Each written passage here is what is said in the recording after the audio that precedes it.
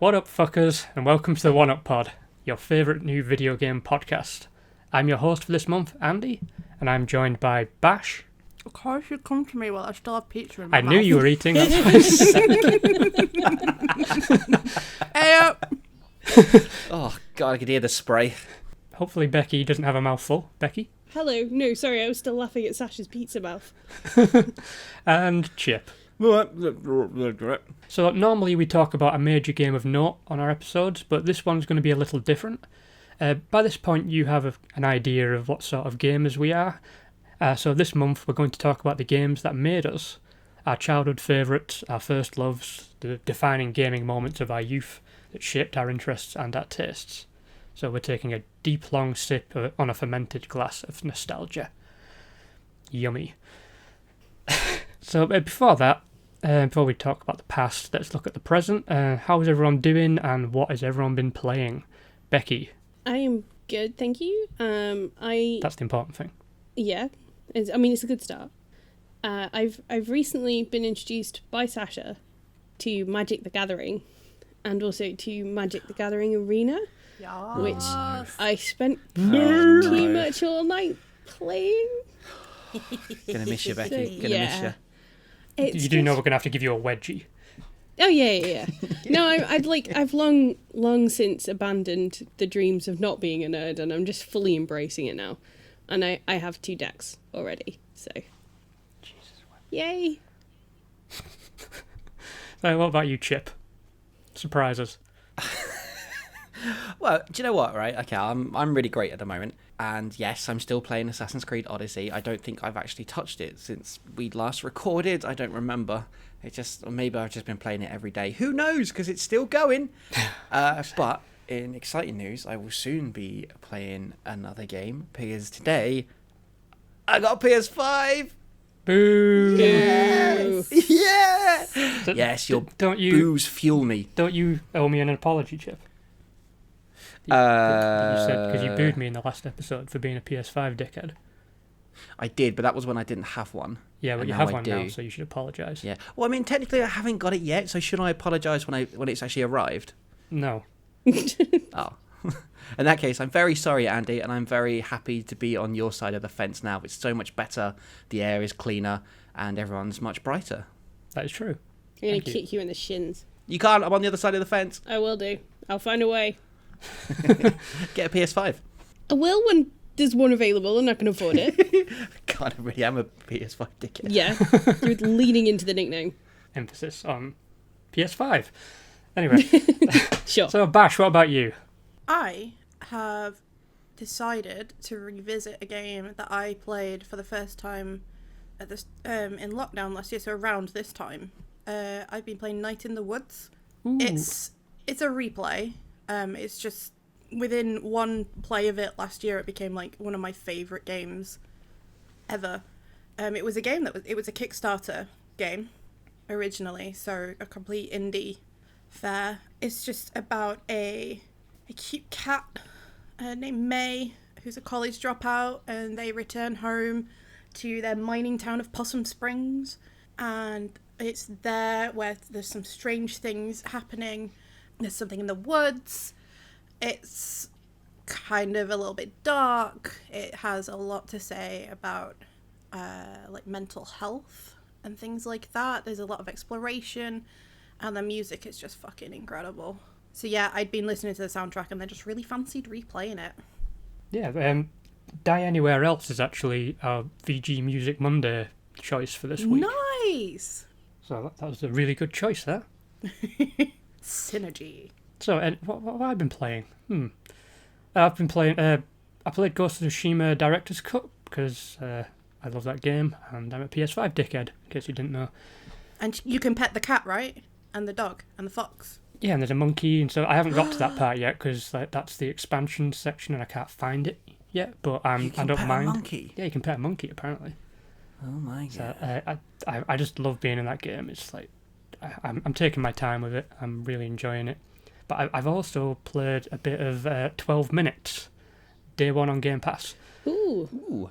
It's interesting. I don't know what the hell I'm doing. I keep making the same mistakes and getting strangled to death by Willem Dafoe. As in life. And at the very start, I thought I'd done something wrong because I stole my wife's desserts and she stormed out of the room. And I thought, oh no, is this part of the game or have I broken the game? It was and then I realised that I just closed the game and started again. So I didn't know how to get around the dessert faux pas. It didn't end with me getting strangled though, so that was a good thing. But yeah, that's pretty good. But I've heard the ending's garbage, so I'm worried about getting there. Oh, really? That's such a shame. When eventually I work out how to fucking get anywhere. But yeah, it's interesting. I believe we spoke about it in our E3 special episode that we did a little while ago. We did. And we had some excitement for that, and maybe people should go and listen to that if they haven't already. Nice plug. Yes, you should. Or else. Haha, love a cheap plug. Why does that sound weird when you say that? Because you think everything I say is weird. That's because everything you say is weird. Evidence, the Lance Riddick thing. Yeah, I don't think that helps you. You're still out on your own on that one. Poor Lance Reddick.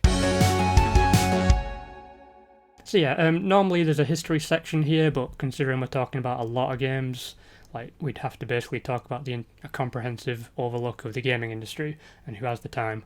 Maybe us later. I don't know. Ooh. Foreshadowing? ? So anyway, let's get cracking. We're going to go one person at a time. They're going to give an example, and then we'll go through the whole group, and then start, circle. You know how circles work by now, probably. How dare you make such an assumption about me? It's like a square, but wrong. Let's start with Becky. Ooh. What's your first pick? Okay. So my first pick will be a PlayStation 1 game, because that was our first console in the house. And I think it's about a year into owning it, one of my mum's friends was getting rid of a load of PS1 games, which included a couple of weird Japanese fighting games that I've never seen anywhere else. I've never recognised them again. So who knows? Several demo discs, which included a Tomb Raider 2 playthrough, I think, and Tekken 2, which was a favourite. I miss demo discs. Yeah, demo discs are great. Oh. Hours playing the same things over and over again. Yes. The one that I latched onto was Driver, which is sort of infamous for being a game that not many people have actually completed. I have, humble brag, after hours and hours spent getting past the bloody training level and the reverse 180. I think I must have spent an entire weekend 10-year-old me no, I am getting this. It's happening. I'm just picturing a montage now, a Rocky style one of you trying to get past that opening level. Yeah. Well, actually, it would be 11-year-old me, just looking at the dates. Yeah, 11. So yeah, me and my brother would sit there in our dining room, which is where our PlayStation was set up. Just hours and hours of him watching me try and get this bloody reverse 180. And then I did it, and I ran around the house and was like, oh my god. I had a blister on my finger from the trigger, pulling the trigger to do I can't remember which way around it was, but it was intense. It was a physical labour of love, because I was so determined to get it. And then I really enjoyed the rest of the game. It's a really fun 70s crime, gangster, paranoia, thriller pastiche. It's got a really funky soundtrack. The driving was fun. Mostly I used walls as brakes, which worked quite a lot of the time. Never get in your car? Well, I don't drive like that now. I brake before I hit the wall. But very reassuring, Becky. Thank you. Safety first. Yeah, absolutely. And I think it was the first game I ever completed, and it was sort of the first kind of grown-up game that I played, which I think if my parents had actually paid attention to what the content was, they probably wouldn't have let me play it. But that's the benefit of having not very tech-savvy parents. So yeah, that is my first pick. Basically solely because I got past that level, and every time I mention it, the amount of people who say to me, ugh, I rage quit the training level. And I'm there I did it. Yeah, like you said, it's the first game you ever completed. But for me, I think it was the first game I ever properly rage quit. In the past, I've just given up, defeated and sad and all that stuff. But that game, it was fury, and it was very close to breaking a controller. I was probably 17 at the time, and I was just life's too short. I'll be dead soon. I can't waste my life on this. So your credentials as a gamer are just beyond dispute. It's like, Oh yeah. I'm not saying like skill is a requirement to be a gamer, but like, you know, dedication is, and that's fucking dedication. Jesus Christ. Yeah, I still don't know, like, I don't remember how I did it. I just remember seeing it, like, cross off on the notepad.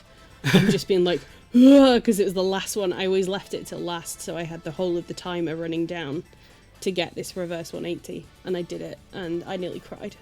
It's really crazy to think that, you know, if you look at modern gaming now and how, you know, things are designed to have that mass audience, that there could be a game that just alienates its entire audience within the first 10 minutes. And there's no way of like patching that at the time or nothing like that. Like that, you get the game and you have to do this if you want to progress with it. Yep. Like, you would never get that nowadays. Nope. No, you absolutely wouldn't. And there's definitely some dickheads that would be like, oh, it was well better back then, wasn't it? When none of us could play the games. Yeah. I love that. I loved like just wasting my fucking money. Imagine if you rented it as well for the weekend and like you were just like, what the fuck is this bullshit? What game? What? I mean, I could imagine it, but I got past the training levels, so... Fucking hell. I'm glad you got this out of the way first, to be honest. Yeah, no, I had to. I thought, like, I'm gonna alienate a lot of people with this choice, or anger them, or like remind them of past trauma. So like, I'll lay it down first, and yeah, I will be like bragging about it for the rest of my life. I mean, to be Like fair, in the you should. nursing home, being like, "Do you remember Driver? I got past the training level." What the fuck's driver, old lady? And they push you down the stairs. Yeah, it would be deserved at that point. Chip, what is your first pick? Well, I'm going to go in, I think, some semblance of chronological order from my gaming upbringing.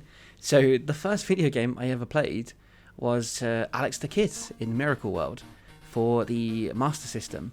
And that was purely because it came with it, because it was built in. And I played it loads and loads. I was never very good in it. Couldn't get past like the first 3 levels, because I think there's one where you have to fly in a helicopter, or there's an underwater level, and I just couldn't do it. I don't think it's a particularly thought of fondly game from back in the day, because it's a really weird one. Because I don't understand the characters or the plot or anything like that, and there was a lot of rock paper scissors to get past bosses and that sort of thing. But it was just my first ever gaming system was the Master System. It was built into it. You just switched it on and it loaded the game, and that was my intro to video games. Yeah, I also had a Master System like for a long time because I couldn't afford a Nintendo, and the Mega Drive was still, well, I still couldn't afford a Mega Drive either, to be fair, because I was a small boy. But yeah, I remember Alex Kidd. I think that was like my first exposure to the platformer, because obviously I never got to play Mario, and like Mario Land wasn't on the Game Boy yet. You can see like a lot of stuff in that like it's cribbed from Mario. Oh yeah, It's quite obvious, but like it did have some cool little stuff, like things of its own. Like when you'd hit a block and then an enemy would pop out. That was really cool. Like, I mean, it was horrible because you died almost immediately. yes. But it was a cool idea, and I don't know why Mario never like nicked it, because nobody would remember who they stole it off. But I replayed it as well, like today, to kind of refresh my memory. And it's pretty good. It's like it's really great music, and it looked. I remember the theme tune. Yeah, it's yes. brilliant music. Oh yeah. It got stuck in my head, and I was like, I'm gonna have to play something else to get this out of my head. Mm-hmm. And it did look better than any Mario game that was on the market at the time. It was quite a nice looking game for its for an 8-bit platformer. It's very colourful. Yeah, but it's fucking difficult even now. Like with all of my extra training. Oh, It's like, trying to punch do the this. fucking giant frogs underwater was not fun, and I put that up against the first level in Driver, Becky. I'm sorry. Yeah, I tried. I just gave up after a while. I was like, I don't know what I'm doing. I got really happy when I saw the water section, and that was amazing that I'd be happy to see a water section in a game. And then, okay. Now I remember why I hate water sections. Haven't they just done like a remaster of Alex Kidd in Miracle World? I think they might have. Yeah, I think it came out earlier this summer. Yeah, I seem to remember something about that. Yeah, and being there is. I Yeah, don't want to play that. Yeah. Alex Kidd and Miracle Also, World is DX. Yeah. Alex on- Kidd or Alex the Kid? Because I just called it Alex the Kid. Alex Kidd. Maybe he wasn't a kid. So he's not a kid. He's a grown man. he's a kid. I think he's a kid, but his surname is Kidd. Yeah, but it's Kid with double D, which... Yeah. makes it a surname. My gosh. But yeah, they've mean- redone it, so you could play it again, Chip, and see if you got past. I am not playing that game again. Maybe they made it easier. Oh, I hope so. I've got a PS5 coming. I don't need to play Alex the Kid. It's on PS5. No, don't tell me that. I'm going to cancel my order. It does look pretty As nice, if to you be are. fair. I'm looking at it now. I really like the design. Imagine if that was the first game I got on my brand new PS5. It's like, I'm going to play Alex Kidd the Kid. Alex Kidd the Kid in Miracle World, the world. I mean, it would be like a nice full circle, like thematically speaking. But assuming the PlayStation 5 is his last console. Oh yeah, that's, I'm not going that's to true. die. If you're going on that camping trip later, you might, Look, I'm not saying it's part of my plan to steal your PS5, but I'm also not saying that. But I mean, You're going to send the bears after me, aren't you? No. I mean, the thing is, if you do Gently die on that approach camping them. trip, this episode might not get released. So Yeah, that was my first ever game that I played, and I do think it's, while it's not a classic by any means, I think it was a nice introduction for little old Chip. yeah, I think so. I mean, there's worse first games to play. I think. Like, there's easier first games to play as well, but. Bash, what about you? What is your first pick for us? So I'm doing something similar to Chip. I thought about what consoles I first owned and then what games I most significantly remember from them. So my journey starts with either the Game Boy or the SNES. Kind of got them at the same time. I was a very lucky girl. But I'm going to go with SNES purely because the game I'm about to discuss came out before my choice for Game Boy, and that was Teenage Mutant Ninja Turtles. Turtles in Time. Yeah. The hours that I sunk into that game trying to get the Statue of Liberty back.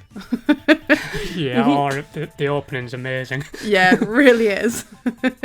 When Krang and Shredder hijack the statue, steal the Statue of Liberty, and hijack the airwaves while the turtles are sat watching their TV, eating their pizzas. Doing their thing, yeah. Yeah, doing their thing. It sticks out so clearly in my memory of a game that I was just obsessed with. I could just play it for hours and hours, and I wasn't very good at it, which is going to be the running theme for probably the most of what I talk about in any video games, to be fair. But yeah, the music as well. I actually did a little check on Spotify before the podcast, because I mean, I think it was an arcade thing. Yeah, it was an arcade first, yeah. No, but I mean the song Pizza Power. the song. It had an original song, Pizza Power, that was taken from the live concert. And I actually checked on Spotify and it's on there.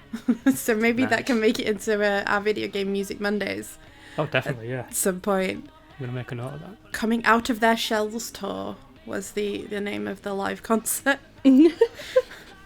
Amazing. It's just one that I really fondly remember. I can't actually remember who I generally was. I think I did used to switch it up because they all had different weapons, and so obviously when you're doing the little side-scrolly street battling, I like to try out different titles. I sometimes would have my sister play with me, but she was absolutely terrible and it made it harder, so that didn't last long. Oh yeah, having a bad partner in a side scroll is just death. Yeah. And I mean, it still influences some of the games I like today. I mean, like the Scott Pilgrim versus the World video game is so clearly riffs on these kinds of games. Just very, very, very fun. Yeah, I was obsessed with like the original arcade game as a kid. So I'd never played the arcade version of Turtles in Time, but by the time it came out on the SNES, like my arcade trips had started to diminish. Like money was tight and we weren't going away as much. So like when I saw that this game was coming out on SNES, I was just beyond elated. It's like such a great successor to the original arcade game. It's like superior in every way, even on the SNES. I love the animations and the music, and that opening just kills me every time I loaded it up again today just to like watch it, and it's like, that's so fucking funny. It I love really it. is. Just going all out nuts with it, just a giant Krang grabbing the Statue of Liberty and flying off. Like, I remember it being like one of the first times where I realised like consoles were getting better than arcades, like, especially before the 3D graphics boom kicked off with like Virtual Fighter and Sega Rally and all that stuff. I remember this being like, wow, I'm getting an arcade experience at home. I was like, that's just a relief because, you know, you don't have to sink hundreds of pounds of coins into fucking machines. It was an interesting experience, like to feel like the whole gaming landscape was changing. And like, I didn't quite grasp it at the time, but now I kind of see it now and I'm like, wow.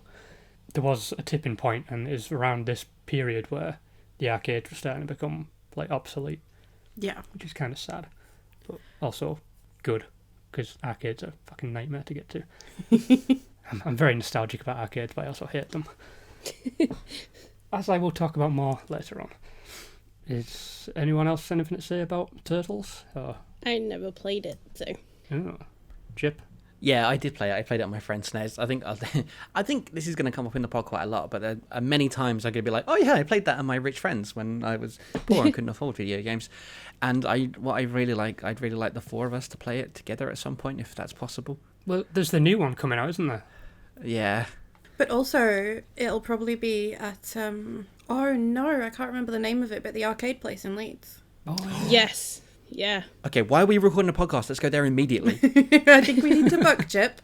But, you know, my birthday is in October, so just saying. Can I dibs Raphael? No, I'm dibbed Raphael, like, ages ago. No, I've just dibs. You can't do his... Michelangelo, thank you. You can't do dibs. You can't dib do Sasha's historic... spare room. You can't dib multiple things. Actually, you no, have to pick I dibs a bed or Sasha. Raphael. I'll just sleep on the sofa. I'm Raphael. Motherfucker. Well, when the new game comes out, I'm dibs in Raphael. No, you can't dibs in future. It has to be irrelevant dibs. The game is coming out. Okay, maybe we shouldn't play it together. This is not Raphael. I'm very confused about what's happening. I am Raphael. You're I am not cool but Raphael. rude. I am Raphael. Oh my god. I am ruder than you. Oh my god, I'm having playground flashbacks. Yeah, I always got bullied out of being Raphael because I was a girl. So You're getting bullied out of it now. Oh. Well, I'm glad that's recorded for posterity. Oh, let's do a lovely episode on childhood nostalgia. That would be nice. It was probably a mistake asking Chip. It's Chip's fault. Yeah, Chip started He brought this up. I'm sorry I suggested something nice for all of us that you ruined. I didn't ruin it. Thank Andy you, ruined you're it. welcome. I did a polite, lawful dibs. I am... Fine. Thank you. I will not be Raphael this time. It's Arcade Club in Leeds, by the way. We're not getting paid by them or anything, but I've been there. It's very We good. should. I'll demand it when we get there. Yeah, can they pay us in like 50p so we can just keep playing all night? You pay one set price and you can play any and all of the arcade machines for as Can long they as give you us like. 50p's anyway? Yeah, just a bag of 50p. Just for nostalgia's sake. Yeah. Andy, what's your first game? Oh, yes, me. So my first game is going to be School Days on the ZX Spectrum. God, Andy, you're so old. I am very old. So Old It- as fuck. It Old as came out fuck. in 1984, but I didn't play it until 1988. Holy shit. You still played it before I was born? Yes, Yeah. I know, that's what Yeah, makes you it so did. sad. Yeah. So, considering none of you were alive probably when this came out. Nope. This School Days Chip was definitely was. like... Chip, were you alive? Yes. No, what the fuck? In 88? No. Oh, no, 88, it came I was out in 84, but I Yeah, that's what I played it mean. in Yeah, but 88. you Yeah. played it in 88. Chip was Yeah, I played definitely it in alive at the point that you were playing this game. Okay, that's fine. Want to make sure that's clear. Me and Sasha were. Chip's the second oldest. I like to make clear that you're a bellend. A 1989 bellend. The best kind. Yeah. Yeah. The youngest kind. We have So youth close on to our being a side. 90s bell end. Stop talking about bellends. All right, They're PS5 all old dickhead. bell ends at this point. So yeah, fucking hell, what a So, the nice deviation there. nostalgia episode, shall we? Yeah. Let's go. So yeah, this was like the first game I really got into. I'd played other games before that, but this was like the one that it'd go on to inform my like overall love of like open world sandbox games on like a ZX Spectrum. Well, shut up, Sasha. Is that the pizza repeating on you? So yeah, at school days, it was set in an all-boys school, and you were given like a list of characters. It was your character, the hero. There was the tearaway, the bully, the SWAT, the headmaster, a couple of teachers, and you could name all of these characters whatever you liked. So I usually named them something rude. Not Neil. Not Neil or Shampoo. So yeah, and basically what you did, you just walked around the school and like did whatever you liked, really. Like you had a schedule to stick to, like classes to get to on time and stuff. But you could like punch and fire a slingshot and graffiti the chalkboards and like just write schools for dicks and stuff like that. That's one of the things I wrote because I was a very imaginative child. It's true though, school is for dicks. I like school. Well, Raphael didn't like school. Just saying. Sounds like a Donatello to me. Ah, how dare you. Yeah, if you get too many lines, you get expelled. And like, I could not begin to tell you how you win the game because I couldn't. I just kept misbehaving and getting kicked out and starting over again. So wait, the point of the game was you behaved? Yeah, you have to. I don't know. I haven't even tried researching it, and I couldn't find out how you complete the game. This feels like propaganda. It's like, just behave yourself while you're getting kicked out. And Yeah. It's like, no, but I like getting kicked out. It's fun. It's like social conditioning. It almost sounds like a precursor to Bully. Yeah, it was very much a precursor to Bully. Like anyway, trying to win was like just not. It couldn't happen because there was a design flaw in the way that they've set up the classes. A couple of the classes didn't have enough chairs for the students, so the students were programmed to sit down in the class. So like if you knocked one out of the chair, they'd go to the next chair, knock that person out, they'd get up, knock that person out, and it'd keep going. Then the person would, like the next person at the end would walk all the way down to you, knock you out of the chair, then you get lines. And then that'd happen the entire fucking lesson. And basically you'd be halfway to getting expelled before the class was finished. It was frustrating. That was my first real experience of a bug. I didn't quite grasp it, but I just knew it was bullshit. The sequel, they had a sequel came out called Back to School, and that introduced like a neighbouring girls' school, so it introduced a lot of new characters. But the chair thing was fixed, but apparently, according to data miners that looked at the code, that was actually a bug and not an intended fix, which is quite funny actually. So they meant for the thing to go wrong all the time, but they fucked it up, so the game was easier to play. Yeah, I really loved that game. Like, it was just fun to like play and experiment and like just cause disruptions and just fun to dick around basically. And it was like that was the main thing that drew me into like games like GTA and other open world games like that. Just the freedom to explore, and that was like my first real taste of it with school days.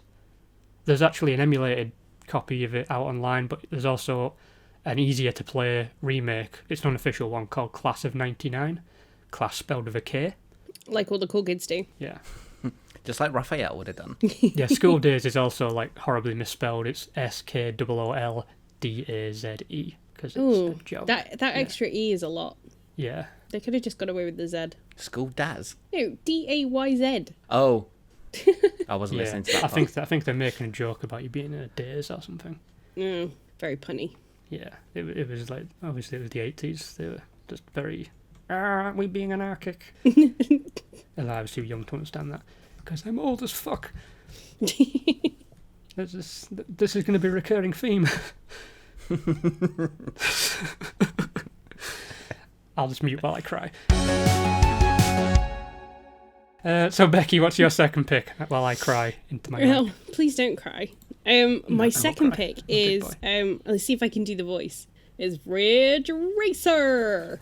That was good. Racer. Yeah, I love That was really good. It's like burned on my brain, that announcement. Basically, my granddad had a PS1 before anyone else I knew, and we used to go stay with him. Coolest granddad ever. Yeah, it was surprising considering he's like an utter technophobe. But for some reason, he wanted a PlayStation, so he got one. And he really liked his racing games. So there was like a speedboat racing one, a snow ski racing one, all these different ones. But Ridge Racer was one of them as well. And I think because it was so bright and colourful and loud and generally quite obnoxious, it was the one we latched onto. And I don't really play racing games very much anymore. I used to play them a lot, various different ones. We had Colin McRae rally driving on the PlayStation, on the PC, which is great. What a game. So good. But yeah, Ridge Racer was the first sort of one that I really got obsessed with beating.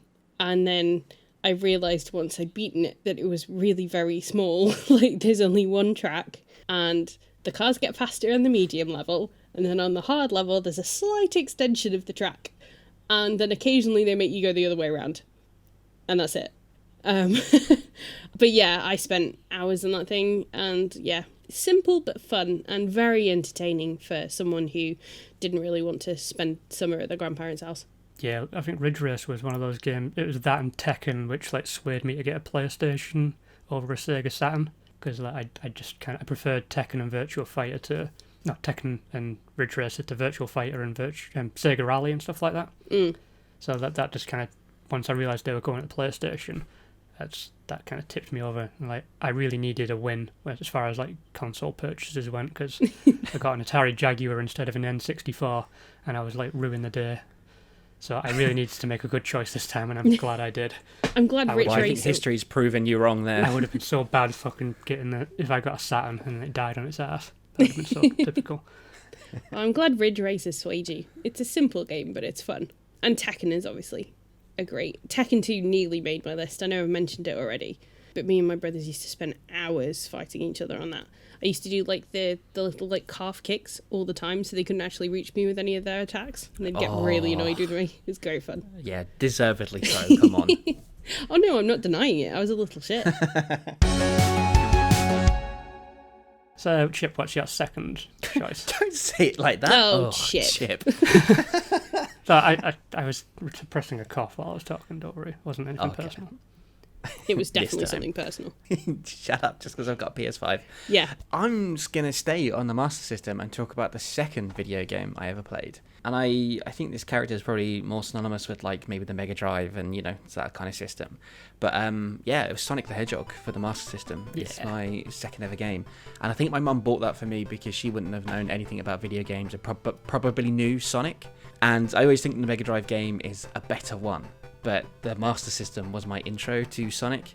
And obviously, like, never having owned a Nintendo console, I was always Sonic as a kid, and it was purely for this Master System game. I think I still have the actual cartridge and the case for the Master System version, and I should tweet it, actually. When this episode goes out, I will tweet it, because like I looked it up to see if it was valuable. It's not. Unfortunately, I think I could get like £3 for it. So, you know, things do get really tough. I've got that to fall back on. But it's just a really nice piece of nostalgia because although Alex the Kid was my first game, Sonic was my first love as a video game, as the character, and because those early games they're just perfect. They are absolutely perfect. So it was probably the first time I fell in love with video games, was playing Sonic on the Master System. Funny story, that Sonic on the Master System, I actually cried when I couldn't get a copy. Oh, I'll lend you mine if you want. Like, it's just like, cause I really wanted to play Sonic and obviously couldn't afford a Mega Drive yet. And I just really, really wanted to play Sonic. And it wasn't like a tantrum cry, it was just like one of those first, like, sad heartbreak cries. Like, I just felt really... You could be Raphael. I felt really sad. Chip! What did you do with that? A sob story. I have many sob stories. I got it eventually, so don't worry. It was like... And yeah, so I'm Raphael. It was just... I replayed this as well. Like, It's a really good game. It's obviously not the Mega Drive game, and it's hampered by a bit of like speed issues and stuff, but it's still a really good Sonic game. There are far worse Sonic games out there. Oh, yes. So I don't know if I glitched it when I was playing it, but like I hit a ramp and I just launched in the air, and then my character disappeared, and the camera was kind of panning constantly through the entire level, like through like empty spaces, trying to find me. And it just got to the end, and I was just like, Sonic was just stood by the end of the level marker, waiting for the camera. And I thought, is this... I don't know if I'd fucked the game up, but it was just such a funny moment. I was like, okay, I love this game. That was just unintentional comedy. It's a really good game, and it's a really good game. I can understand why it'd be a big first love. Yeah, absolutely. Bash, what about you? What's your next game? My first love was the first appearance of Wario. Yeah, that's what I'm going with. Super Mario Land 2, 6 golden coins on the Game Boy. Yes! Every long drive, not even long drives to be fair, just anywhere we went, if it meant I could just sit in the back of the car and play the Game Boy, and I had the original Game Boy, so like mine was yellow, not the grey one. And like it was that thing where you'd lean closer to the car window because they didn't have a backlight on the screen or anything. So if it was getting dark, just so you could continue to see the game.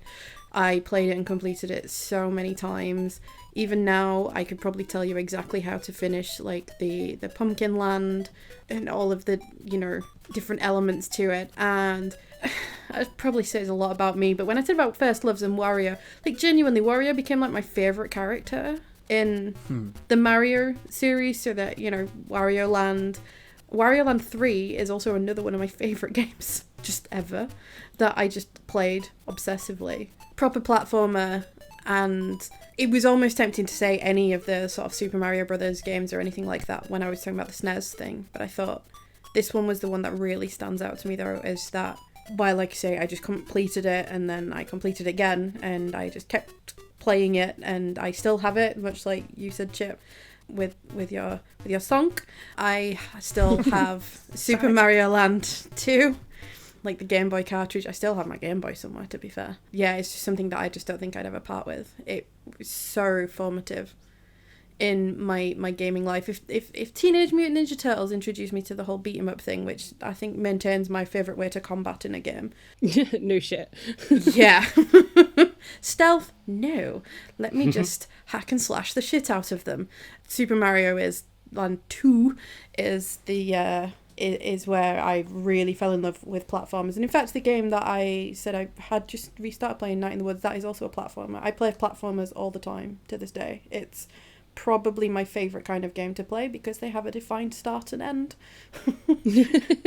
And a really clear route. I wonder what you're talking about here.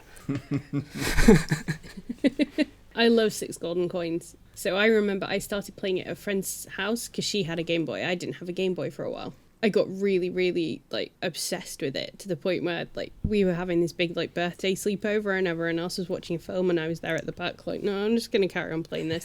And then I've still got it somewhere. That friend didn't like it and ended up giving me the cartridge when I got my Game Boy, and it's got buried somewhere when I moved house, but I've still got my Game Boy Color, so I can play it if I find it. But yeah, it's so much fun. I lost hours to that game. Can you guys do a good Wario impression? No, you've already had my impression for this episode. What was your impression? The Ridge Racer announcer. Oh yeah. Okay, I want to hear Bash's then. Wario. It's got Wario. Because they all say their names, don't they? They love it. Actually, I'm really worried this is going to lead into more sexy Waluigi talk. Should we move on? Sure. Yeah, but I just like want to talk like about Wario. Like that is such a big deal. Like introducing a new villain after like decades of it just being Bowser or King Koopa or whatever. Like suddenly bringing in a new villain. Like if you introduced the Joker after Batman had spent like the better part of a decade only fighting Penguin, it just changed everything. It's like it wasn't my first Mario game, but like it's such an impressively done one. Like it's light years ahead of the Mario Land 1 on the Game Boy. That game looks nothing like a Mario game when you look at it now. But 6 golden coins looks like better than most of the NES games and only a little bit inferior to like Mario World, which is like the best game ever. Yeah, I really like 6 golden coins as well. It's a really good entry point for like Mario. The thing we used to saying there about Wario, just as a side note though as well, not just that they introduced him, but he's really endured. Yeah, like, he's he got his own titles, and he's getting one later this year, isn't he? I'm pre-ordering it on the Switch. He's just become one of those larger than life characters, and honestly, I know, obviously, I'm not stupid. I know that Bowser was the OG, and he's obviously still also hella badass and cool and whatever. But like, yeah, Wario is my bad guy. I just prefer him. Again, don't know what it says about me. Don't care to know either. I do feel like we're learning a lot about each other this episode. Yeah, well, like that's kind of fitting because like my next pick would be a Game Boy game. It would be Tetris, just because it's less. Well, my first 2 Game Boy games were Tetris and Super Mario Land, the first one, and it's really more about the Game Boy itself for me. Like Tetris was just like a perfect time sync, but it was the Game Boy that really changed everything. It's like with you, like going on like road trips or like going on the train or something like that, going places. And I used to suffer really bad travel sickness, just horrendous. It was like fucking I couldn't even begin to describe the things that came out of my body. I was feeling sick. It was bad. I said I wasn't going to. The hinting was enough. Yeah, I'll let you guys use your imagination. So like that's so much worse. Yes, I know. So like the Game Boy was just such a lifesaver for me, because I was always wired to like love gaming, but like it was one of those things you had to leave at home until the Game Boy came along. It was something I could just put my entire focus in, and Tetris was like a perfect way to do that because it was just a never-ending challenge. Like you just keep playing. Like if you lose, you start over again. It's like it's very hard to get frustrated with Tetris, especially with that music, that iconic music. It just motivates you to keep going. I've never stressed out. I never rage quit. I was just completely zoned in on Tetris, and then when I look up, we were wherever we needed to be, and my clothes were clean, and there was no bags of sick anywhere. It was just wonderful. I've got very fond memories of Tetris sparing me all of that horror, and my parents probably feel the same way too. Ah, what a lovely story. I have nicer ones, I promise. Did they involve bags of sick? No, not that I remember. Okay. I could add them later, That feels like progress. Special edition, like, edit. Bags of sick, like plural bags. Yeah, I told you. A lot went down on those like long rides. No, I think a lot came out while they went down. It went down as well. Oh. No. I don't know how I feel about this conversation. Can we? I never said it was going to be a clean episode. Welcome to our fun nostalgia episode. There's no way I can follow that with anything. So. Well, tough. What's your next choice, Becky? No. Mine's so wholesome in comparison. Please, we need it. Disney's Hercules is my next pick. Again, running theme, similar to Chip, like most of the games I ended up playing, I either played somewhere else first and then got for the PlayStation, or was given them. And this one I played on my friend's PC for a while first. And the pair of us were trying to get past the third level. It's the boss fight versus the centaur, and we could not work out how to do it. And it's the wind-up punch, like that's the only way you can cause damage. It took us ages to figure out, and a bit like the driver training level. Like when we did, we were like, "Oh my god!" And like it was like a party in her little study room, like dancing around the PC. And I just think it's a really fun game. It's sort of like part platformer, part you can explore a little bit as well and collect the letters to spell out Hercules and the vases and stuff. Lots of like really inventive enemies. My favourite is in Thebes in the Big Olive, where you have that cat that gets hit by lightning and just like charges across the screen at you, and you have to time the jump, but it always sounds so disgruntled and upset. And obviously the music is, it uses the soundtrack from the film, so it's probably the Disney soundtrack I know like best after like Beauty and the Beast, because I heard it so often.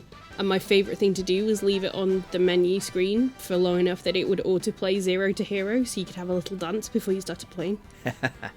So yeah, that was one of my favourite games, and it's the first game I ever did a proper speedrun of. I once played it in an entire afternoon, start to finish. Nice. And yeah, it was a very fun afternoon. A lot.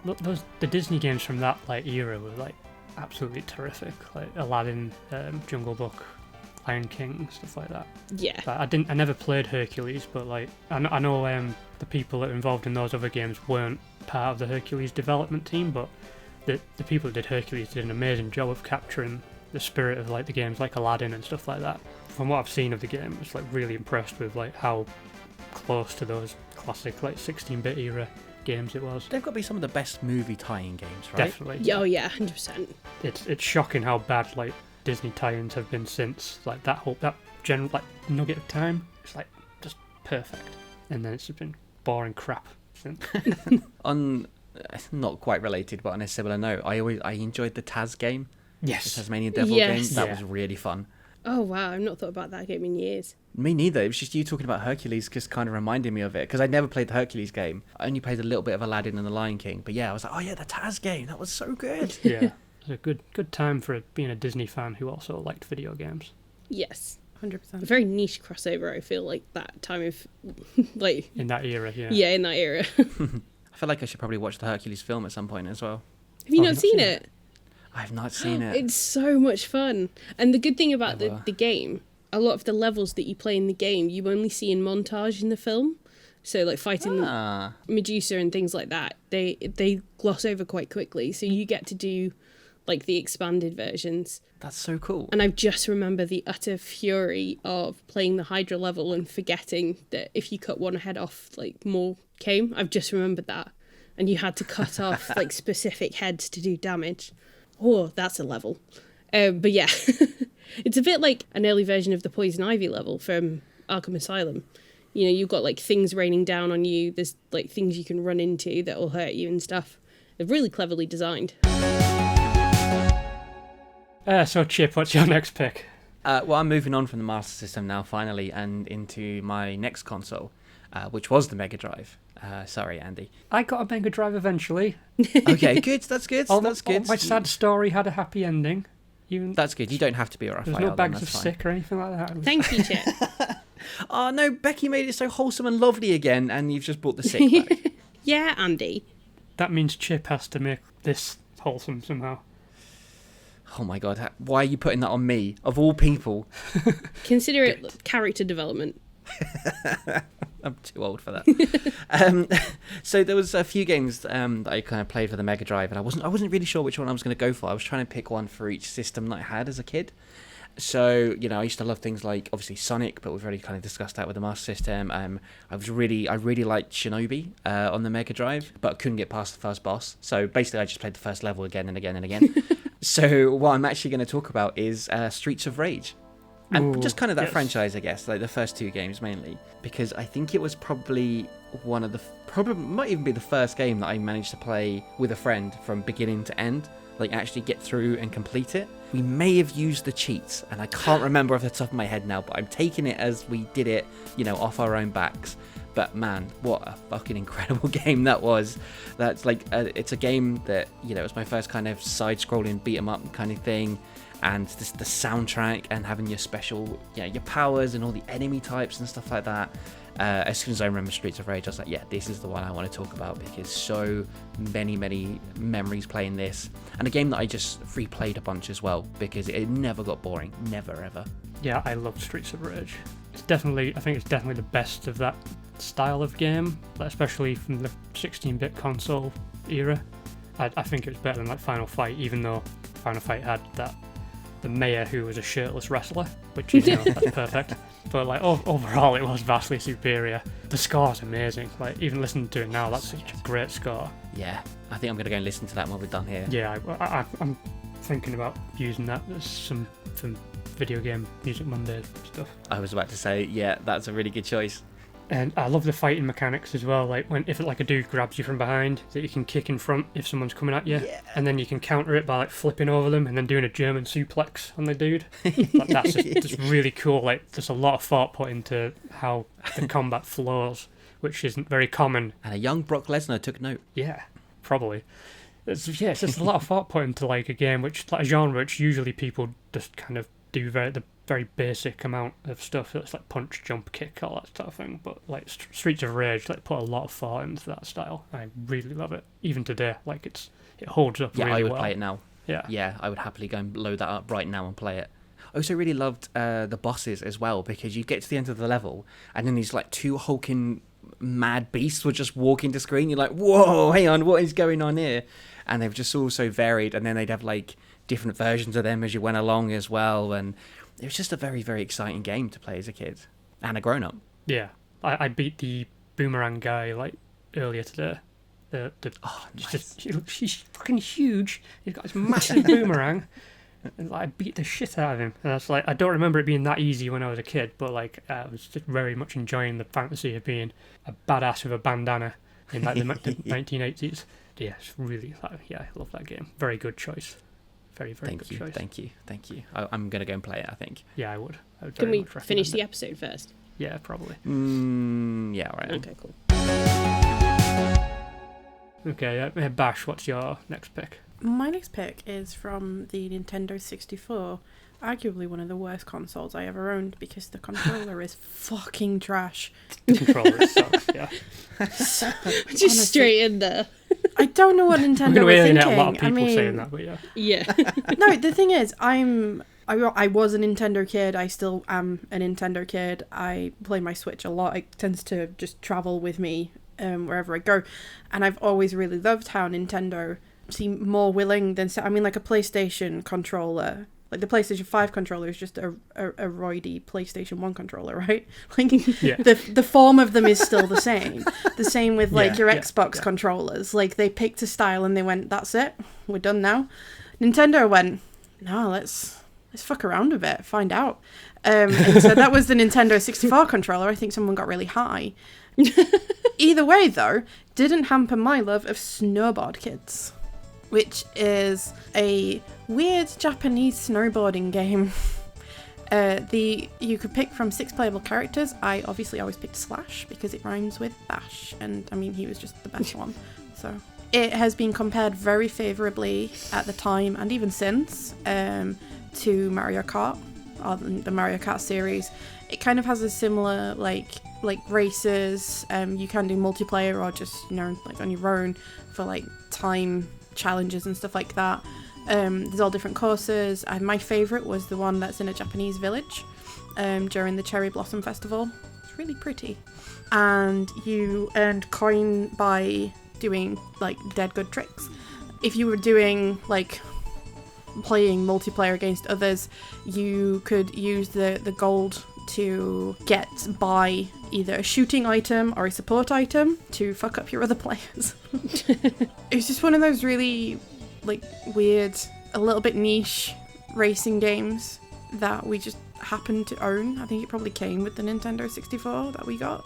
It just ended up being one of those that was highly replayable, and certainly at that time, anything that was like Crash Team Racing, Mario Kart, obviously this, there was like another one called like Running Wild or something that I used to play a lot of. Just things where I could like really hyperfixate and just keep doing the tracks and just get better and better. It was like my bread and butter. I just loved those kinds of games. So that was my pick for this one, even if it is on the worst console.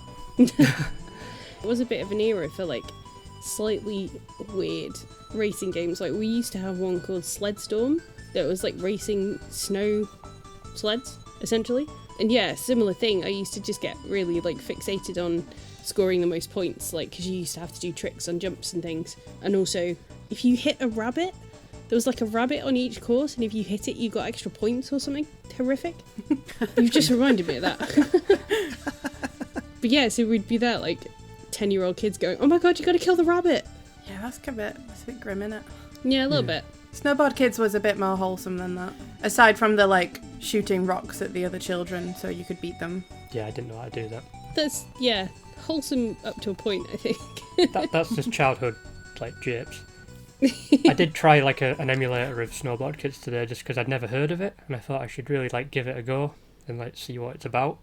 And I chose Tommy because he looked like he'd had a hard time.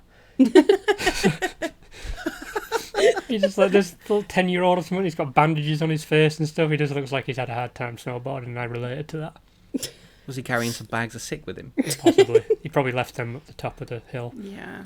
I quite enjoyed it. Like, I was bad at it, but like that's because I wasn't able to like compensate for that like mid to late 90s jank in the way like I could with something like Final Fantasy VII, where I was used to it.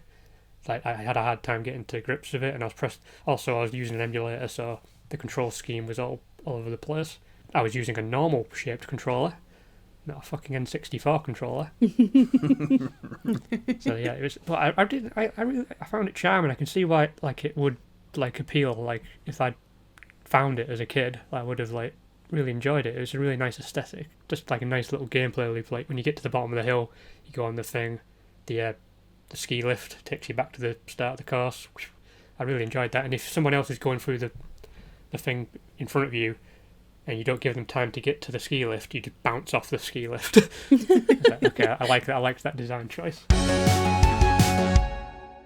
So, what's my next pick? I've forgotten. Oh yeah. So now I'm going to 1991 with Monkey Island 2 on the Amiga. I never owned an Amiga. My friend did. Like one of my oldest friends, Kieran. Shout out if you're listening, but you're probably not because you don't give a shit. About podcasts, though. But yeah, I distinctly remember like me and Kieran finding, it was back when like people used to advertise like things for sale in the newspaper, and you'd have to actually open a newspaper and read it to find if someone was selling something cool. And we found a pre-owned copy of Monkey Island 2, and we ended up going on a small road trip with his dad to like a small coastal town to pick up this copy of Monkey Island 2. And then I stayed over the night so we could play it for ages. And it's like that was a really cool little memory attached to it. Like, Aww. just the dedication of going out of our way to play this game. For a second, I thought you meant you'd stayed over at the person's house you bought it from. Yeah, we just camped out in it. We just like, this is getting a bit weird again, Andy. We're low on petrol. We have to stay here. Get out of my house. Yeah, that Monkey Island 2 was like my first like experience of like storytelling in gaming, like in a way that like engaged me, because it was very, very humorous, very colourful. The pixel art is absolutely gorgeous. Even today, like that, I feel like that artwork holds up in ways like the first Monkey Island doesn't really. And the music is just amazing. I was just like completely immersed in that world and that story. Like, it wouldn't change my whole perception of like storytelling in gaming like Final Fantasy VII did, but it did introduce to me the idea of games telling a story rather than just being a gaming experience. I hadn't played many point and click games because obviously I didn't have a computer that could do them, so I usually just joint played with my friend when a new point and click game out. But like Monkey Island 2 is the one that got me hooked on it. We used to do like voices for all the characters and things like that. So it was really cool. Before then they introduced voice tracks on games and it just ruined everything. It's like, Guybrush doesn't sound like that. What did Guybrush sound like? I don't remember. I think my friend did Guybrush, I did like LeChuck. Okay, what did LeChuck sound like? Oh god. I don't remember like what lines LeChuck said, but I think you've heard me do pirate voices. I definitely have. Or... Oh yes, scary ski dogs. Ski dogs? Is that a movie? That was a movie, was it? Ski dogs? I think it was. Sounds Very like a It's a movie. rival to snowboard kids. Ski dogs, I'd play ski dogs. You scurvy ski dogs. I'm the snowboard kids. Yeah. Can you that do was the fun. rest of the episode in that voice, please? No, I've got a sore throat. Oh, okay. I'll allow it. Yeah, Monkey Island 2 is like that was when I learned like video games could be written as well as movies and TV shows. So that was like a big deal for me. That's like helped. That was a big turning point in my interest. Like, it maintained my interest when it might have started waning a little bit. Really fond memory, especially that road trip to the coastal town where we broke into someone's house and like refused to leave. And slept there for the night. Just squatted. Squatters' rights. See, I only played Monkey Island as an adult. An ex of mine was big into point and click games. Like, she played them, all the time as a kid. Yeah. So she tried to get me into some like Grim Fandango and Monkey Island. And most of my time playing it was her looking at me as I was going, I don't know what the fuck I'm doing. Like, why do I have to combine this chicken with a pulley system? Like, what does that do? Why would I even think of doing that? So I love the game. I think I've only finished the first one, but I couldn't play it without help, like without a walkthrough or anything like that. Like, I don't really have the patience for it, but also I'm confused constantly.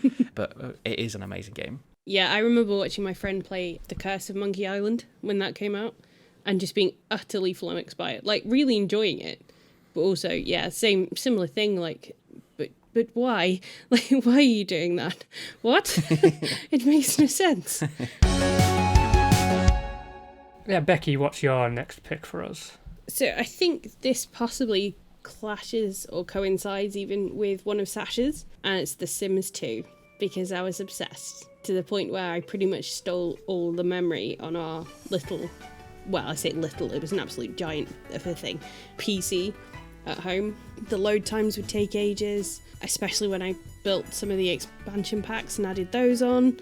And yeah, I would sit for like 45 minutes waiting for the game to load up and then build exactly the same house that I always build, because I had very specific tastes when I was an early teen. And yeah, it's just great. I mean, I was playing The Sims 4 earlier. Like, The Sims has just been in my life for like most of the time I've been gaming. And again, started playing the first game at a friend's house because I wasn't allowed many PC games, precisely because I did take up all the memory.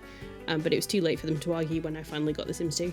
And we played The Sims, we played Black and White. I was into the game, Age of Empires, all that sort of stuff. But it was The Sims 2 that like really got my attention. and I would just lose hours and hours to it, and still do. It's one of those games like a Warcraft or something like that, which I have dabbled in but never want to play properly because I'm afraid of all the time that I'd lose playing it. Yeah. But there's no way around it, right? You can't. It's not a game you can play for like half an hour here and there. You can if you've got like an established family. I think if you're like building a house or anything, then no, you need like a good few hours, especially if you're as particular as I am about your decor. I'd like to see your Sims house. I have many Sims houses.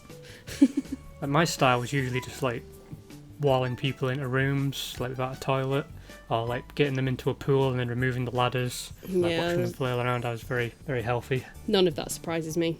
Yeah, I did do the ladder thing once because I got really bored of one of the characters I was playing. Just want them to die. Yeah, I wanted the female character to marry someone else. So, I put him in the pool. And then my female character made friends with death while this guy was dying. It was great fun. Wow, that's extra morbid. Well, yeah. I mean, I was always going to make friends with death. It's me. All right, Thanos.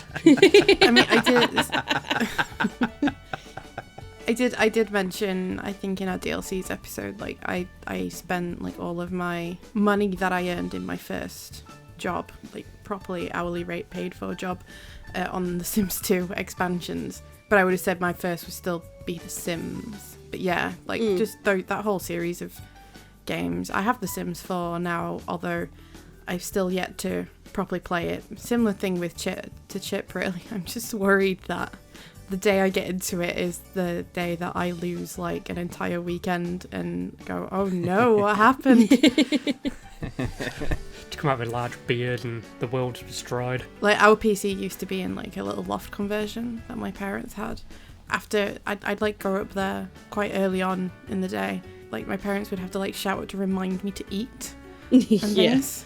So I'd just sit and play The Sims or The Sims 2. I would put my Walkman on as well and listen to my albums. So like I would just be completely shut off from the world for an entire day. And like occasionally someone would like poke their head around the door to make sure I was okay and then just leave me to it.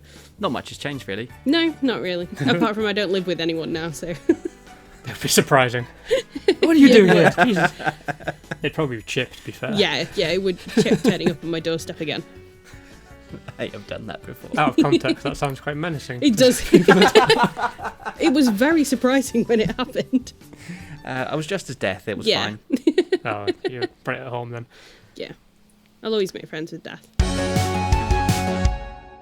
So, Chip, what would your next pick be for us along your gaming journey? We have moved onto the PS1, and I think this is going to be... Well, I think, first of all, I should say that, obviously, I would have gone Final Fantasy VII for this, but we've kind of covered that in detail already. Go back and check out our Final Fantasy VII episode. I think it was one of our best ones. Or else. So I thought I wouldn't pick that. I wouldn't repeat myself, but obviously that is the most important one in my entire life.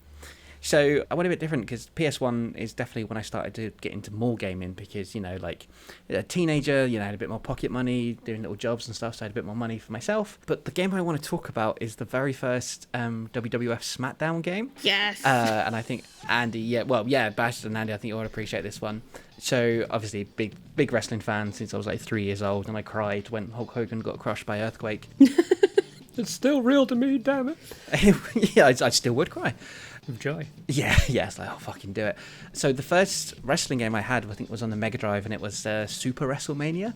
You had like 8 characters, and I played like the In Your House games and stuff like that. And on the PS1, obviously, we had Attitude and we had Warzone, which were fucking terrible, let's be honest. Yeah. But I played them to death because, like, I wasn't into WCW, so I didn't have the good WCW games, didn't have an N64, so I couldn't play, No Mercy. So when SmackDown came along, and it was just so good, like the hours I put into that game, just playing it every single night, It was just such a revolution compared to like Attitude and Warzone and how sort of slow and sluggish they were, and this was proper quick and arcadey. And then, you know, the next couple of editions kind of really developed from where that first game came from. But I just remember being super excited getting that game for the first time. And yeah, it's just fucking great. And I'm sure I've gone back and played it since, and it's still just as fun as back in the day. So you say like Bash and Andy would understand, but I played that a lot when I was a kid. Did you really? That's awesome. Yeah. It was one of the games that guy gave us, and obviously you could create a custom character, which is like my favourite thing to do in any game ever. So yeah, me and Josh, my brother, used to spend hours on that game. I think we always used to play as the Hardy Boys. Yeah. Obviously, yeah, good choice, yeah. No, it's a great game. A lot of fun. It's my only knowledge of wrestling comes from that game, pretty much. I mean, I think that's a great place to have some wrestling knowledge. Yeah, I used to love the Super Nintendo wrestling games, but like with the Mega Drive games, they were super limited. And again, obviously, I've already established I never had an N64 because I stupidly got an Atari Jaguar. Not that you're bitter about it or anything. I'll be complaining about that on my deathbed. Oh, so this is why there were bags of sick, right? It makes sense now. I had visions of the future. So I never got to play No Mercy until a lot later, but like even then, it's probably controversial to say, but I think SmackDown's better than No Mercy. I think all the SmackDown games are better than No Mercy. Like SmackDown 2, all the PlayStation 2 era games, I just love them. So good. Yeah, SmackDown games were great. Yeah, I was a lapsing fan by this point, because like the new generation era was burning me out completely. But then I picked this game up, and I was just pulled right back in, like just at the perfect point to get back into wrestling. And I would never have given it another try if it wasn't for this game. So that's happened a few times actually. Like SmackDown vs Raw got me back during the Ruthless Aggression era, and 2K14 got me back during whatever the fuck that era was. So like, this. What do they call that one? The Reality era or something. Might have been the Reality era. Yeah. But yeah, we'll go with that. Yeah, it's basically just video games, just like keeping me tethered to other things that I loved as a kid. I probably would not still be watching wrestling if it wasn't for like all these cool video games that came along and just reminded me why I loved wrestling. And it had the awesome SmackDown theme as well. Yes. So Bash, what are you bringing to us now? I too am moving on to the PlayStation 1. Nice. But I think the game I'm about to mention will be one that I don't think any of you guys will have played. I don't want to be presumptuous. No, I have not played it, and I have not read a single thing about it. Yeah, I purposefully not researched this choice. I just wanted to experience it in real time. Incredible Crisis. Incredible Crisis was my first foray into weird Japanese games. The birth of a weeb. Yeah, it was. It really was. It follows 4 members of a working class Japanese family as they go about their daily routines, trying to get their birthday presents for the family grandmother. It's Grandmother Hatsu's birthday, and at the start of the game she tells everyone she wants them home early. It's her special day. And somehow the entire family had all forgotten it's her birthday. So not only do they have to go about their lives, they also have to find a birthday present. And then what proceeds is just the weirdest fucking game I've ever played in my life. Still is. Let me just give you some highlights of merely the first chapter, which follows Father Tanio. So he's in his office. Suddenly he's ordered to do a dance by his supervisor. So you have a little dance sequence thing where you have to press the buttons in time. Then everyone starts running away, and they're running away from something, and it's a giant boulder is coming crashing into the building. So you have to run down the corridors to get away from it. And you reach the elevator, and it's great. You think you're there. It's safe. Then the boulder crashes from above and sends the elevator flying down. And there's a big explosion, and you're shot out of the window. You think you're going to fall to your death, but you grab onto a flagpole, guys, so it's fine. Then you have a balancing game that you have to do to try and safely get off the flagpole. But lo, when you get to safety, the boulder emerges again and lands on your head, knocking you unconscious. You wake up in an ambulance and you have to answer a bunch of questions. And then the ambulance people are so excited that you're able to answer them that they somehow project you out of the ambulance, and then you have to dodge traffic whilst they're strapped to a hospital bed. Sure. When you land. No, not done. When when you finish, you somehow are helped by an attractive lady who leads you to a Ferris wheel, and on the Ferris wheel you have to give her an erotic back massage, which you don't see anything, but you do hear her orgasmic screams if you're doing it right. Did you do it right? Yes, obviously. Do you want to know? The pride in that. Hey, What the fuck? It feels like you just drank a lot of cough syrup and imagined this game, but I do believe it's real. No, it's absolutely real. After she jumps out of the Ferris wheel onto a helicopter, we're still going. Did you think the erotic back massage was the big bad? That's the climax. And then he Well, sees a wait. UFO. And then, for some reason, in spite of 2 Navy ships that are trying to destroy the UFO, you, as just random office dad, Wait, hang on. command- Where did the UFO come from? Yeah, I didn't know. Did I just slip into a coma? What has happened? Yeah, the UFO just popped out of nowhere. Yeah, it pops out of nowhere.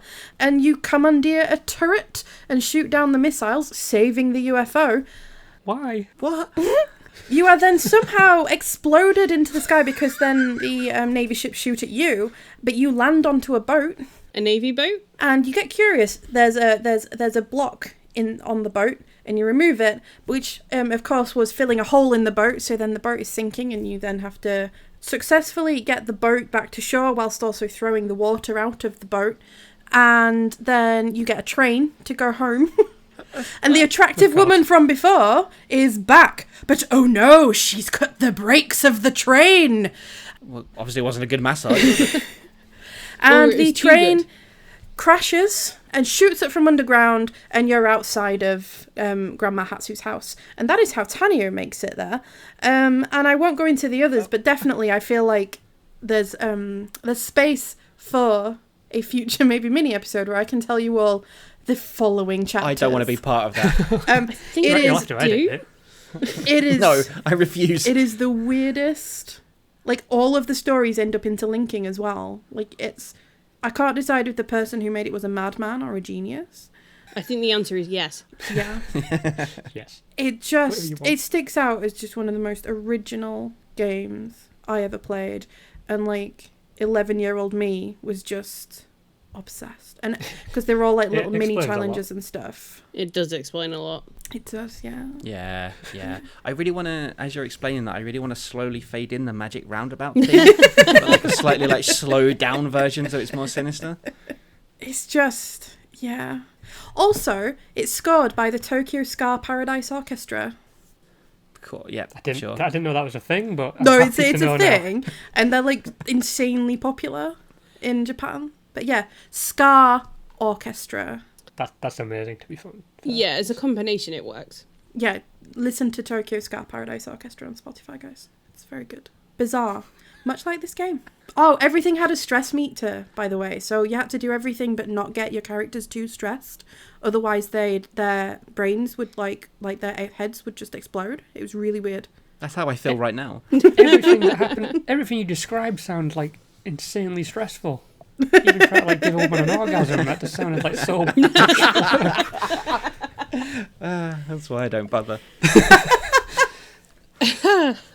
Oh, Chip. Lance Reddick, what? So yeah, have fun Wow. following that, Andy. I don't know how. Like, mine's incredibly pedestrian, but I feel like anything I said would have been pedestrian compared to that. So, fuck it. Let's go. Wow. I'm Just have my a minute, whole compose worldview's yourself. changed a little bit. Yeah. I need a drink of rum. Hold on. Alright, so my next pick is Street Fighter 2, the arcade version specifically, which came out in 1991. Street Fighter 2 would have been my first real obsession in gaming, I think. Like, when I really got super nerdy and, like, hyper-focused on the lore and all the details and stuff. But I've obviously been playing for a long time before this. This was the one that, like, made me, like, it completely altered the way I thought about video games. Like, I spent a lot of time in arcades as a kid, like going on summer holidays and bank holiday trips and stuff. When I saw Street Fighter 2, I was instantly like drawn to it, all the characters and things. But getting to it was so difficult because all the bigger kids were playing the the meta game of let's make the little kids stand and wait forever, see if they leave. But I never left. When I finally got to play it, like it was my first proper fighting game like that style. I mean, this is the game that like established the whole medium. Like there'd been games before that, but this is the one that created all the tropes that we know now. It took me a long time and a lot of my parents' money trying to like work out how to play it, and I think it took me a good like 4 trips before I managed to do a Hadouken. It felt like such a big moment, and that kind of everything like snapped into place in my head, and suddenly I knew, okay, I have to do these kind of movements to like get this thing to happen, and if I move the joystick this way, I move a different style. I started thinking about the mechanics of gaming, like for the first time properly. Obviously, like I'd played loads of games that required like lots of nuance and stuff, like Pac-Man stuff, but I never really thought about them as like feats of design and like things that required a lot of thought from my end of things. And Street Fighter 2 was the game that made me like really start to dismantle video games and like how they work and the design choices and the mechanics of it and stuff. It's all things that like I'd end up using when I started writing about video games and what I do on the podcast. Yeah, Street Fighter 2 was the one that like it changed how it just rewrote my brain basically. Just one of my favourite games. I don't like many fighting games now. Like they've become way too complicated for me now. I still struggle to play Street Fighter 2, to be honest. Yeah, but I can appreciate a good fighting game and like I can understand how they work. I'm just not very good at them. But that's the kind of attitude I take to any game that I'm gonna review or something. I try, even if I'm not good at it, I'll try and understand it. And that's all stuff I learned from Street Fighter 2 basically. It was a major turning point for me as a game lover and a game consumer. No Street Fighter 2 players. No. No, sorry. Everyone's still thinking about Incredible Crisis, to be honest. I am getting I over was it, thinking yeah. about it the entire time. I think you actually brought the episode back, because I think what you've just said there is perfectly summing up what we wanted to do with this episode and talk about those games that we loved as a kid, the games that made us. So yeah, I think you've completely distracted from, Sasha and her weirdness. Rude. And you've summed it up really beautifully there. It was a struggle. I was still thinking about the UFO. No, I yeah. did play Street Fighter. I mean, I definitely played Street Fighters 1 and 2. I still think I preferred Teenage Mutant Ninja Turtles. Oh yeah, the side scroller was much more like my style of fighting game, but it was that was one I could master like straight away. Yeah, Street Fighter 2 was one that I just had to like become a freaky obsessive kid who's like hang around like while other people are playing and wait for them to walk away, get creeped out, and then they could start playing. It became an obsession for the next 2 summers at the very least, until it came out on the Super Nintendo and Mega Drive. I owned both versions because that's how into it I was. I needed to understand how both versions were different, because I'd heard that. I just went completely nuts with that game. And I saw the movie a lot in the cinema, even though it wasn't very good. I didn't enjoy it most of the time, but I still just absolute Street Fighter 2 nerd. So, Becky, what's your last pick? So it's Crash Bandicoot 2, Cortex Strikes Back. And I just know like Chip's gonna like fold in on himself at the mere mention. Now fucking Bandicoot. So I think this is probably, like, aside from Driver, probably the game I played most on our PlayStation. It was the first one we had. I was obsessed in a very specific kind of, I have to get everything, I have to complete everything, I have to get the gems. I got very frustrated if I'd like made it through a level and like missed one box somewhere. And I loved like the aesthetic of it, the design of it. And I don't play many platformers now, possibly because I am reminded of the trauma of Crash Bandicoot and playing many levels over and over again, to the point where they gave you a pity checkpoint because you were so bad at it.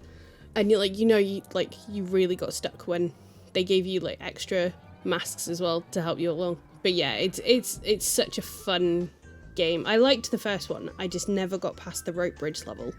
Whereas Crash 2, I got very, very close to actually completing it. It was just the coloured gems I think I was missing by the end. Crash 2 It's close to my heart. Crash feels like it was one of those era-defining games. Yeah.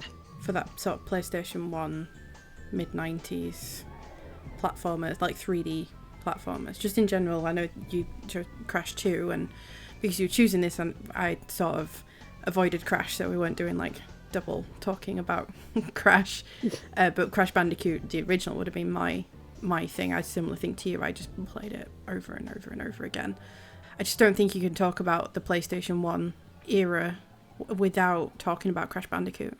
If I think of the PlayStation 1, I think of Crash. Yeah. Yeah. As complicated as my relationship is with that Bandicoot, that is what I think of when I think of the PS1.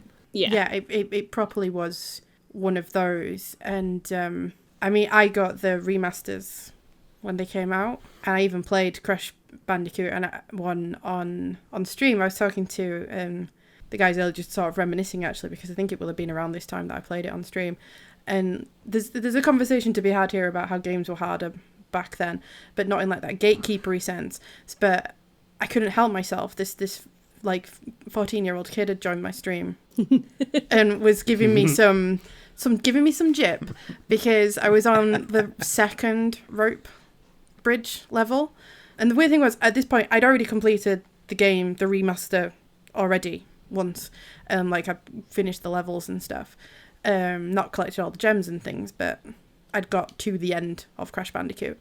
But yeah, he was giving me some shit, and so I was like, and he was like, oh, well, I've already completed it, blah blah blah blah blah, like this, and I just couldn't help myself. It wasn't one of those where I wasn't trying to be a gatekeeper asshole or anything, but it's like, hey, right, good for you and everything, but I completed this back on the PlayStation 1. Where it was definitely harder, believe me. Yeah. So fuck the jump off. mechanics janky as fuck. Yeah. You fucking noob. You talked about being proud, Becky, of doing Driver, the like getting through the tutorial level. My preteen pride was completing Crash Bandicoot. Yeah, I've still never done it. I've still never completed the first one. Yeah, me neither. So I've never yeah, completed any of them. you're right there, Chip. You're just rocking back and forth. I just... Because I had Crash as a kid, and I remember liking it. I never finished it, but I never had this unbound rage towards Crash. And I was excited when they remastered it and brought it out, and I bought it straight away. And there was... The last time I ever played it, I got so angry that I put my controller down, I got up and I walked out of our flat, and my partner at the time, she was like, where are you going? I was like, I've just got to go. I've just got to leave. And I just left my flat. That's how angry that game made me. It made me leave my home. And I can't be in the same room as this I just person. couldn't. You know what, Chip? I just couldn't. I have 2 words for you. Get good. Oh, I'm going to troll you on next stream. As opposed to What a any other shocking time. development that is. Yeah. I love Crash, and I fucking hate it at the same time. I mean, I feel similar, especially about the first one. And I know, like, obviously, you've got the 1, 2, 3 in the remaster, which is great. But I would love them to bring back Crash Bash. Yes! It's such a good multiplayer game. It would be really fun to play with the 4 of us. No. Yeah, but it's not like Crash Bandicoot at all. I don't care. It's great I don't fun. care. Crash Team Racing has the same effect on me. Chip, I just think you need to get over this I think you rage just that need you're to... feeling. No, I'm going to stay angry forever. Chip, I think you just need to get good. Shut up. Shut up. Shut up. Go back to your Ferris wheel. I think Crash Bash was developed by the people who did Hercules, I think. Oh, was it? Yeah. Ah, I was like looking them up earlier. clearly they get me. Yeah, I never owned the first Crash, but I did own Crash 2. I got it as a trade-in. I remember this shop that was built, like, set in the back of a carpet store that used to trade in video games. And I got Crash 2 for, like, trading in a copy of Die Hard Trilogy. And I remember quite distinctly taking Crash 2 back after a week and trading it for Tomb Raider 2. Because I just, that was my, like, I just couldn't deal with it. So, no, I can't have this game embarrassing me in front of myself. So I'll just play Tomb Raider 2 instead. So I've never completed a Crash game, but I can appreciate everything about them. It's just, life's short. I can't waste my life playing Crash. But I think it's part of the reason why I don't play platformers much anymore either. I think because Crash 2 was so good and so like influential, as Sasha said, the franchise. Like anytime I play a platformer now, especially something like Hollow Knight was one of the examples I used, where it like sends you right back to the beginning when you lose all your lives, and I do not miss that about old school gaming. Mm-hmm. You know, I know we talked about it in the Final Fantasy episode, and me and Sasha were discussing it separately, but I don't miss checkpoints and lacking autosaves and things that will send you right back to the beginning of a level if you happen to die too many times. I'm glad we've moved mostly past that now. Yeah, let's leave the game over screen in the past. Please. Traumatized generations of us. Oh god, I can't stand the game over screen. Seeing that now when I play like an emulated game or something, it just brings me out in a rash. No, why have I got lives? No. Stop it. Continue? What do you mean? I do still use the Tekken 2 continue voice though. Whenever I have to say continue, I will always be like, continue! So it has burned on my brain. Yeah, I think like that era, very much like we've all got a small degree of PTSD. Just low-key traumas. Yeah, very, very, very low-key like video game for like Ghouls and Ghosts on the SNES and NES and stuff. That makes me have nightmares. So everything before the PS2 basically is just hell, and I don't think kids today could cope. Can confirm, Little Rebel has played some of the Crash Bandicoot, the remaster version. He too rage quit. Yes, Little Rebel. Yes, I get it. They've got my people. They've got to learn sometime though. Everybody, kids, they need to go through that. It builds character. That's what all traumatized people say. Yeah, we have to. Rage. We have to. That's all we've got.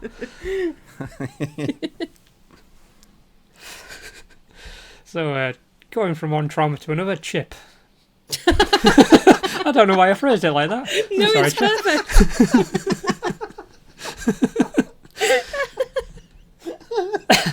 That didn't go the way I meant.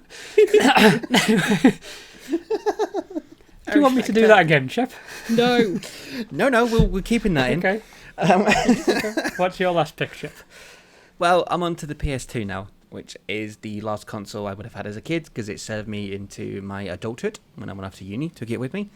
And the thing with the PS2, it is the greatest console of all time. Is it undisputed? And yeah, it just is.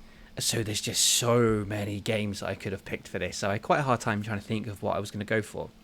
So I was trying to think back about, what was the early games that I picked up and then, what do they kind of mean to me? And what I settled on was Grand Theft Auto 3 because I played the original top-down ones, on the PS1 and loved those. And this was such a leap. And it felt like a massive leap, not just in terms of the GTA games, but in gaming in general, to have this, absolutely. Sasha, 3D open world, like with proper acting and story and stuff like that.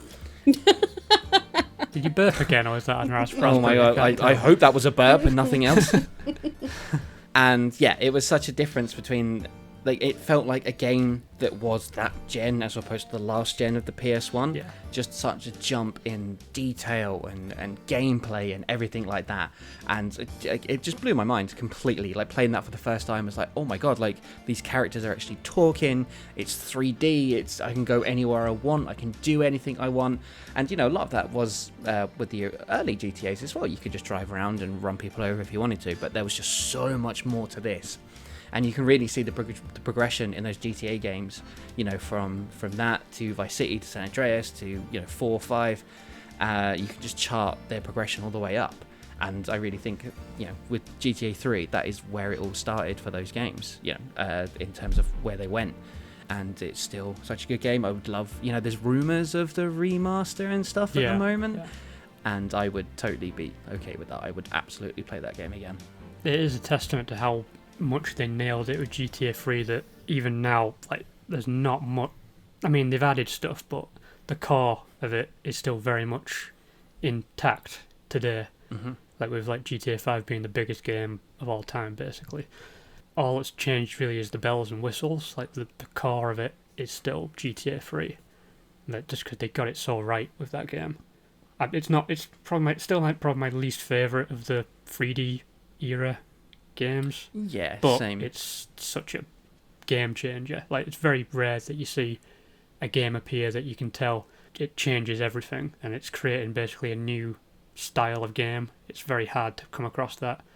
The further along you get, especially, I didn't think I'd be seeing it in the PS2 era, let alone now. It's like I'm a big GTA fan, and like I want to do an episode on GTA at some point because it's such a monumental franchise, and it is ultimately the reason we got together as a group at all, basically playing GTA. Yeah, very true. It's such a big deal for me. Like GTA, it just gives so much.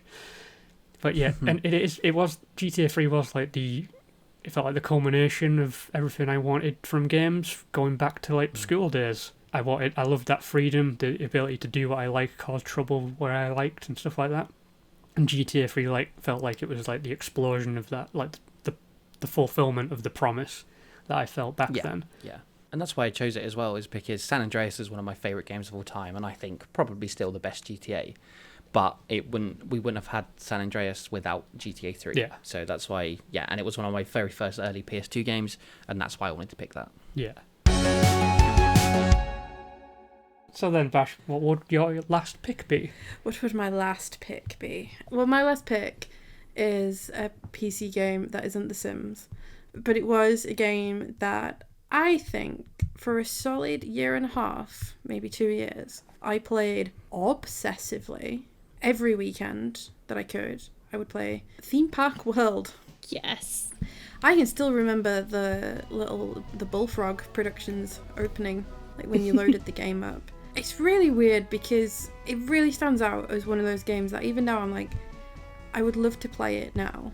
Like if they did a, decent port of it. I reckon it would be particularly good on Switch, to be fair. I think it would be really well suited to like the Switch or something.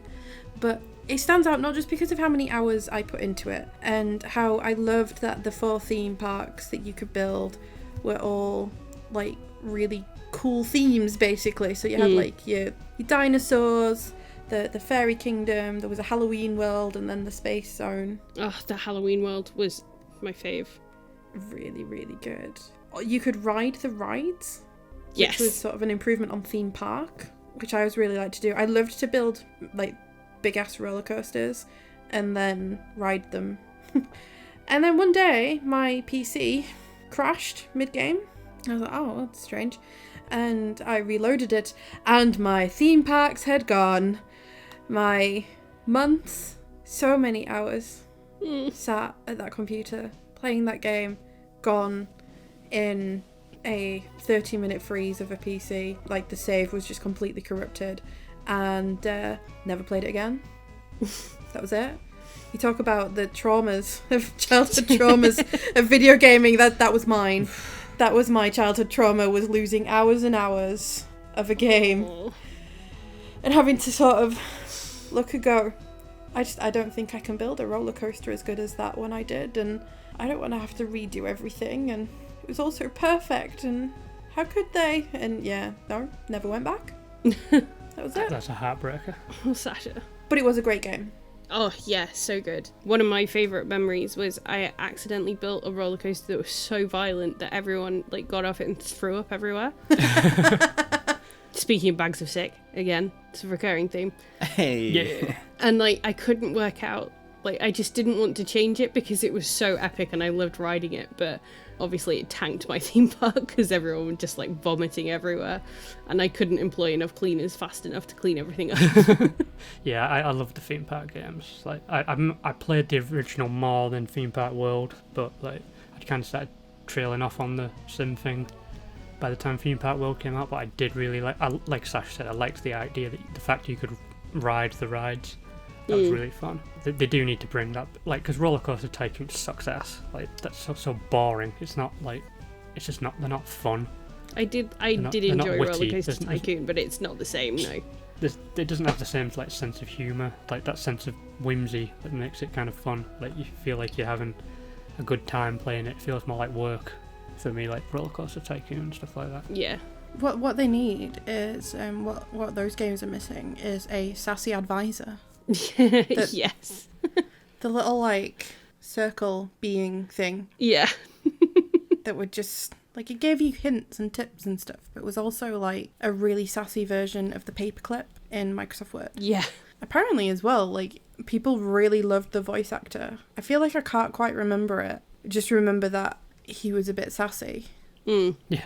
It would be great if someone like Team 17 got their hands on Theme Park World or something. They like that kind of sense of humour that they bring to the escapists and Overcooked and stuff would be perfect for that kind of game. Yeah. So I know, like, 2 Point Hospital was like a spiritual successor to Theme Hospital. I'd like them to do some. I know they're doing the 2 Point Campus or whatever it is, but I would like them to do like a riff on Theme Park if they could. Because they've got the spirit of Theme Hospital perfect, so I think they could get Theme Park right as well. Yeah, definitely. I was literally about to say that, Andy, that I feel like if anyone could do it, it's the guys who made 2 Point Hospital, because they've done a really good job of capturing, as you said, the energy of Theme Hospital, which was another one that I really liked, just not as much as Theme Park World. Is this going to be your next picket? It should be a picket. I'll wipe off the boards. Can I have a sign? I'll join you. Yes. I don't think I'd come to your theme park though, Sasha. I'd worry about the Ferris wheels. Theme Park World based on Incredible Crisis. Oh, God. No, don't add erotic back massages to you. A massage tent. No. It won't be sick flying everywhere then. Chip. Oh, no. Chip.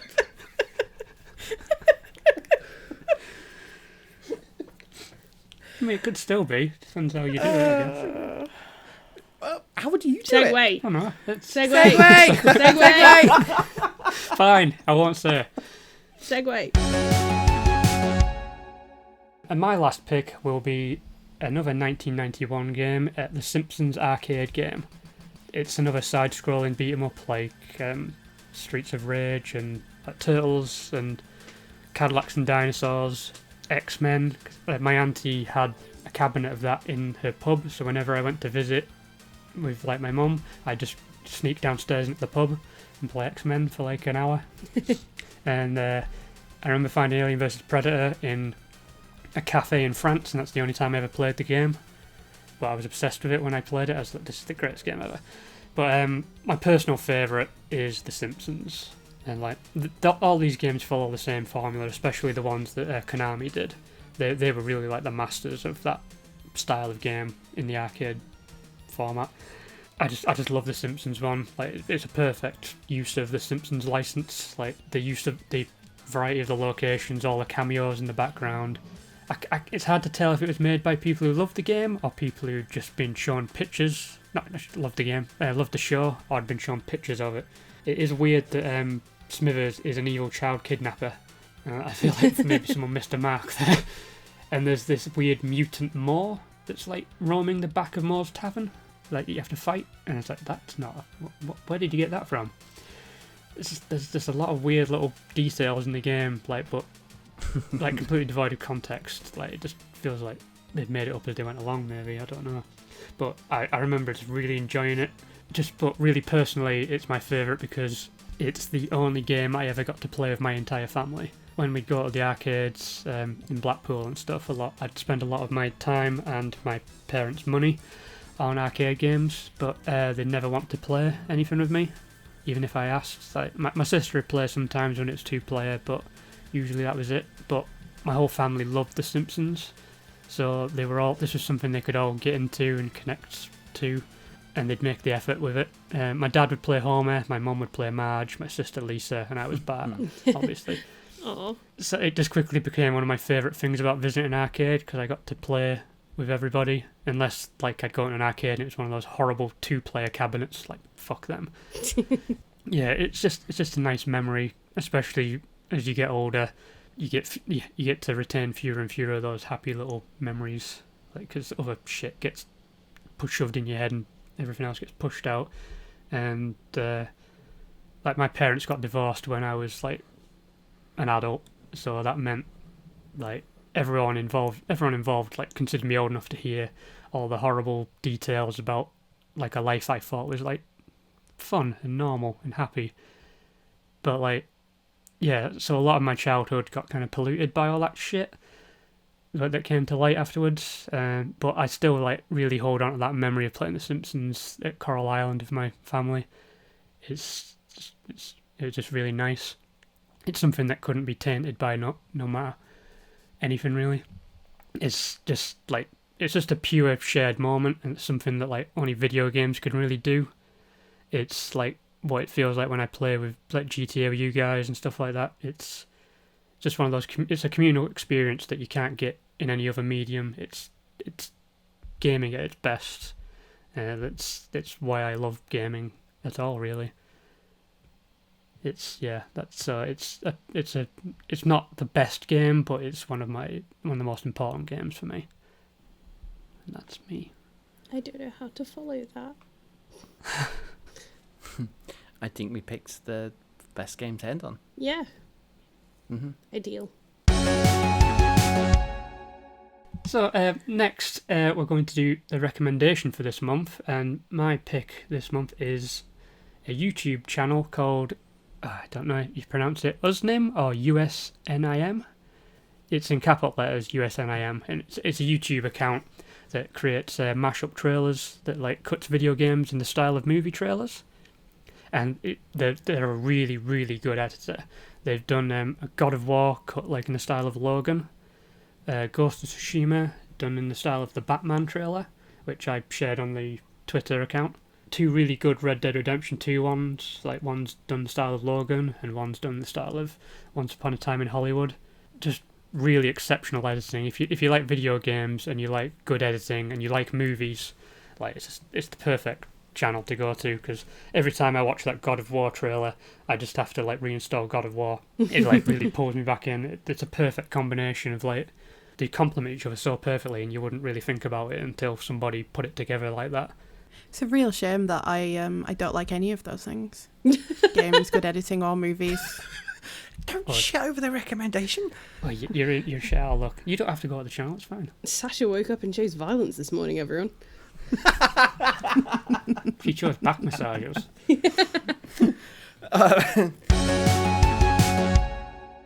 And that's us for this month. Thank you for joining us. Bash, where can people find you if they want to track you down and offer you a back massage?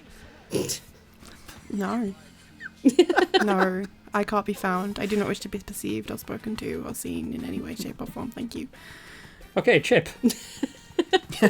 Well, if anyone wants to give me a back massage, they can find me at the Chip Thompson on Twitter, or I am also on Twitch at Chip Thompson's Thumbs. And Becky.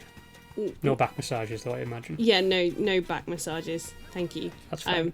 The last person who tried to give me like a surprise back massage got an elbow in the face, so just let that be a warning to you. A surprise back Yeah, massage? you know when they think That it's going to sounds be like an attack. Yeah, well, that's how I reacted. They thought it was going to be nice to like massage my shoulders, and then I sort of swung around and elbowed them in the face.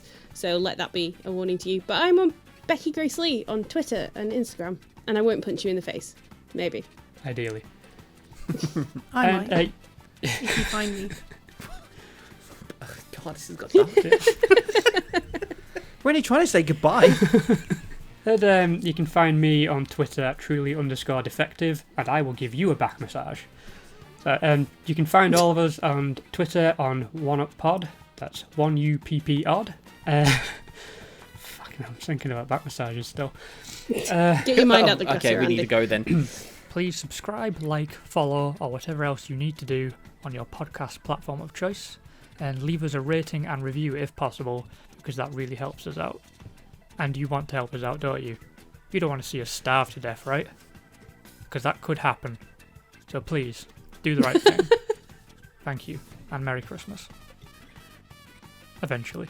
So you can join us next time when we're going to be covering Final Fantasy XIV. Online. Online. I assumed it would. There isn't a Final Fantasy XIV that's offline, is there? No, but I think that's the name of the game. I'm not calling it that. And we're It's all hard to about play the it if it was. accuracy on this podcast. Yes, we are very accurate. So until then, don't forget to get a life and have a back massage. Oh no.